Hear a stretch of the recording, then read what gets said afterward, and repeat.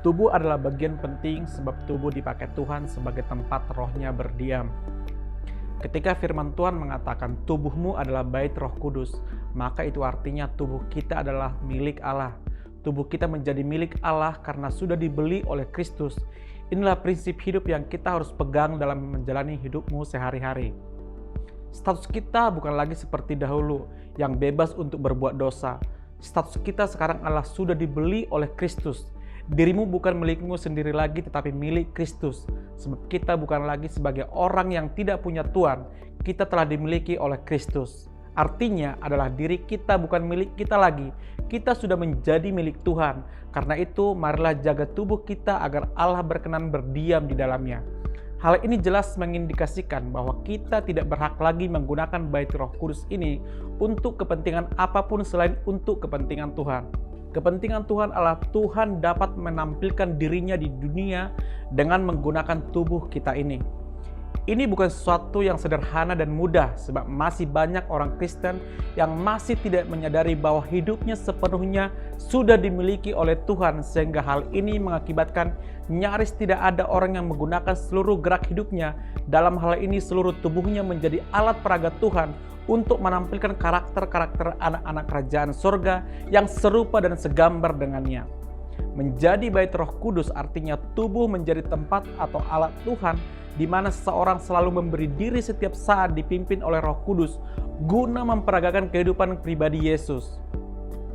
Tetapi hal ini tidak bisa terjadi kalau orang tersebut tidak bisa diajak untuk menyerahkan dirinya sepenuhnya kepada kehendak Tuhan yang hendak memimpin dan membentuk hidupnya. Roh Kudus tidak memaksa seseorang untuk dipimpin olehnya. Kalau seseorang tidak rela tubuhnya dipimpin dan dikuasai Roh Kudus untuk memperagakan teladan kehidupan yang pernah ditampilkan Tuhan Yesus, maka Roh Kudus tidak memaksanya sama sekali. Kalau seseorang tidak rela ditebus oleh darah Tuhan Yesus, berarti tubuhnya tidak menjadi milik Tuhan.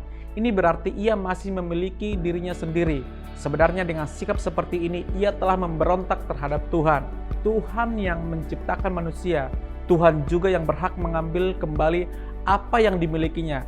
Saat kita membeli sebuah barang atau jasa, kita punya hak penuh atas barang atau jasa itu. Tak seorang pun suka jika rumahnya kotor dan berantakan.